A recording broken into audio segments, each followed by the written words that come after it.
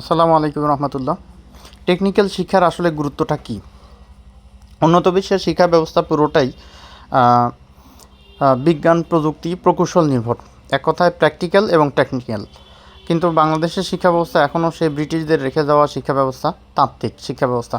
আর এই শিক্ষা ব্যবস্থা শেষ করার পরে চাকরি খুঁজতে গেলেই দেখবেন, কিংবা সার্কুলার দেখলেই বুঝতে পারবেন তাত্ত্বিক শিক্ষা ব্যবস্থার পড়াশোনা করার পর চাকরি পাওয়া কতটা কঠিন। আপনি এসএসসি পাস করার সার্কুলার যদি দেখেন, বড়জোর আপনি 20তম গ্রেড চতুর্থ শ্রেণী চাকরিতে আবেদন করতে পারবেন। এইচএসসি পাস করলে ওই একই অবস্থা, সর্বোচ্চ 17তম গ্রেড, বাহিনীর চাকরি হলে 17তম গ্রেড, আর অন্যান্য ক্ষেত্রে বড়জোর 18তম গ্রেড পর্যন্ত আবেদন করা যায়।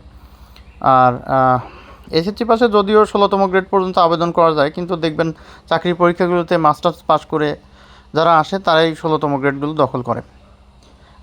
যারা টেকনিক্যাল ক্ষেত্রে আছে, টেকনিক্যালে ডিপ্লোমা ইঞ্জিনিয়ারিং পাস করার পর কিংবা ম্যাথস থেকে পাস করে আসার পর দেখা যায় ডিপ্লোমা ইঞ্জিনিয়াররা সাধারণত 10ম গ্রেড পর্যন্ত আবেদন করতে পারে সরকারি চাকরিতে, আর অন্যান্য টেকনিক্যাল চাকরিতে তারাই এগিয়ে থাকে। এছাড়াও যারা টেকনিক্যাল সাইডে ম্যাথস কিংবা নার্সিং ডিপ্লোমা পড়াশোনা করে আসে, তারা মোটামুটিভাবে প্রায় 10ম গ্রেডের কাছাকাছি পর্যায়ে চাকরি পায়। কিন্তু জেনারেল এডুকেশনের ছাত্ররা যারা আর্টসে কিংবা কমার্স ব্যাকগ্রাউন্ডে এসএসসি এইচএসসি পাস করে, তাদের চাকরি পাওয়া খুব কঠিন হয়ে যায়। আর যারা সায়েন্সে পড়েন, তাদের এসএসসি এইচএসসি পাস করার পরে অধিকাংশ সার্কুলারে আবেদন করা যায়, কিন্তু আর্টস থেকে তো অনেক সার্কুলারে আবার আবেদনও করা যায় না। আপনি অনার্স মাস্টার্স পাস করার পর সব সার্কুলারে কিন্তু আবার আর্টস ব্যাকগ্রাউন্ড থাকলে আবেদন করা যায় না, কিন্তু সায়েন্স ব্যাকগ্রাউন্ড কিংবা ইঞ্জিনিয়ারিং ব্যাকগ্রাউন্ড থাকলে সব চাকরিতে আবেদন করা যায়। এক্ষেত্রে অনার্স মাস্টার্স পাস করার পর কিছু কিছু সার্কুলার আছে, যেমন আইন ব্যাকগ্রাউন্ড চায়। সার্কুলারে উল্লেখই থাকে যে আপনাকে এলএলবি অনার্স এবং এলএলএম মাস্টার্স পাস হতে হবে। সেক্ষেত্রে তো ইঞ্জিনিয়ার কিংবা অন্যান্য যারা আছে তারা আবেদন করতে পারবে না। কিন্তু যেখানে উল্লেখ থাকে যে যে কোনো বিষয়ে অনার্স, এই সার্কুলারে কিন্তু সকলেই আবেদন করতে পারে। আপনার ব্যাকগ্রাউন্ড যাই হোক, ব্যাকগ্রাউন্ড হোক সায়েন্স, আর্টস, কমার্স, কৃষি বিজ্ঞান, গার্হস্থ্য অর্থনীতি কিংবা যে কোনো শাখার ছাত্র কিংবা ছাত্রী অথবা শিক্ষার্থী হন না কেন, আপনি সেখানে আবেদন করতে পারবেন। কিন্তু এই সেক্টরের চাকরিগুলো আবার দখল করে রাখে মূলত যারা ইঞ্জিনিয়ারিং পাশ করে আসছে কিংবা এলএলবি, এলএলএম অর্থাৎ আইন ব্যাকগ্রাউন্ড তারা দখল করে। এক্ষেত্রে আমার মনে হয় সবচেয়ে বুদ্ধিমানের কাজ হবে এসএসসিতে সায়েন্সে পড়াশোনা করা, অথবা সায়েন্সে যদি নাও করতে পারেন তাহলে আপনার কমসে কম ভোকেশনালে পড়া। কারণ ভোকেশনাল সাইডে, টেকনিক্যাল সাইডে পড়াশোনা করলে চাকরির অনেক সুযোগ সুবিধা আছে, অনেক সেক্টর আছে। কারিগরি শিক্ষার আসলে বাংলাদেশে দাম দেয় না শুধু একটা কারণটা হচ্ছে যে বাংলাদেশ টেকনিক্যাল এডুকেশন বোর্ড নামে যে শিক্ষা ব্যবস্থা আছে, এখানে প্রচুর পরিমাণ দুর্নীতি হয়। এত পরিমাণ দুর্নীতি হয় যেসব দুর্নীতি ভাষায় প্রকাশ করা যায় না।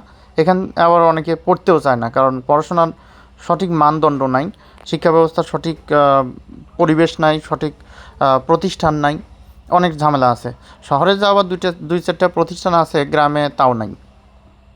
গ্রামে দেখা যায় যে হয়তো পুরো প্রতিষ্ঠানের জেনারেল শিক্ষা ব্যবস্থার সাথে প্রতিষ্ঠানের সাথে ওই টেকনিক্যালের একটা ব্যবস্থা আছে, সেখানে হয়তো 2-1 শিক্ষক সংযুক্ত আছে। এইভাবেই ছাত্রদের কোনো দিন ক্লাসই হয় না, শেষ পর্যন্ত পরীক্ষা দেয়, কোনো রকমে পাশ করে যায় আর কি, এরকম অবস্থা। তো যাই হোক, টেকনিক্যাল এডুকেশনের অনেক দাম আছে আর কি, টেকনিক্যাল কাজেরও অনেক দাম আছে।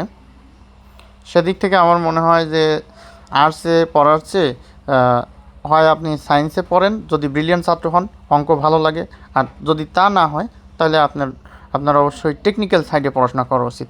কারণ টেকনিক্যাল সাইডে টেকনিক্যাল কাজের অনেক দাম আছে, এখানে অনেক ইনকামের সুযোগ আছে। এমনকি চাকরির সার্কুলারগুলো যদি দেখেন, তখন আপনার মনে হবে যে টেকনিক্যাল সাইডে পড়াশোনা করাই ভালো ছিল।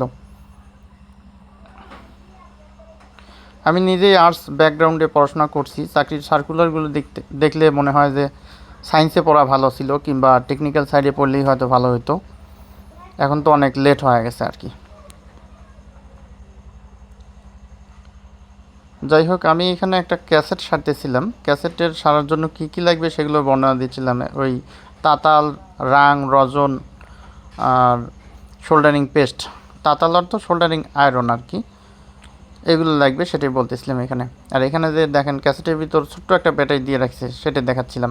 এই ক্যাসেটটা আমি নিজেই খুলছি, কী কী দিয়ে খুলছি, স্ক্রুড্রাইভার কী কী লাগছে সেটা এখানে দেখাইছি, যে ওই স্টার স্ক্রুড্রাইভার কিংবা ফিলিপ স্ক্রুড্রাইভার, টেস্টার জাতীয় স্ক্রুড্রাইভার এইগুলো দিয়ে আর কি।